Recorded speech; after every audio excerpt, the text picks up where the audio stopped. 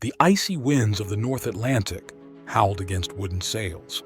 Long ships with dragon heads cut through the black waves like knives. For centuries, these ships carried the Vikings, warriors, traders, explorers, men who raided the coasts of England, who settled in Greenland, who carved their names into the map of Europe.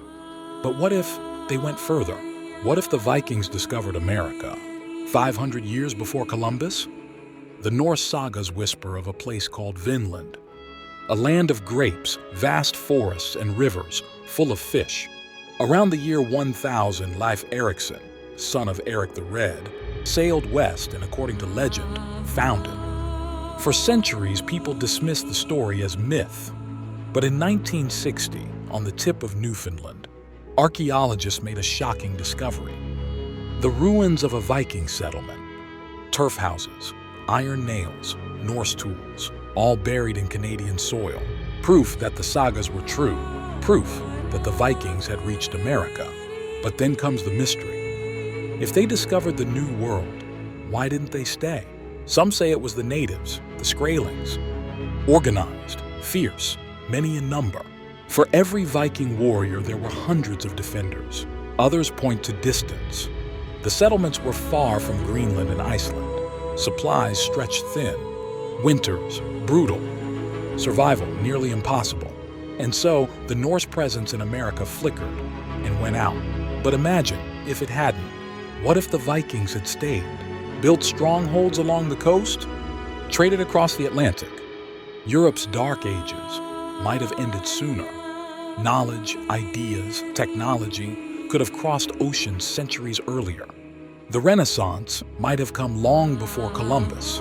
Imagine castles on American soil in the 1100s. Imagine Norse kings ruling both sides of the Atlantic. Imagine native and Norse cultures blending into a hybrid civilization. Half old world, half new. But instead, the Norse returned to Greenland. Their discovery faded into legend.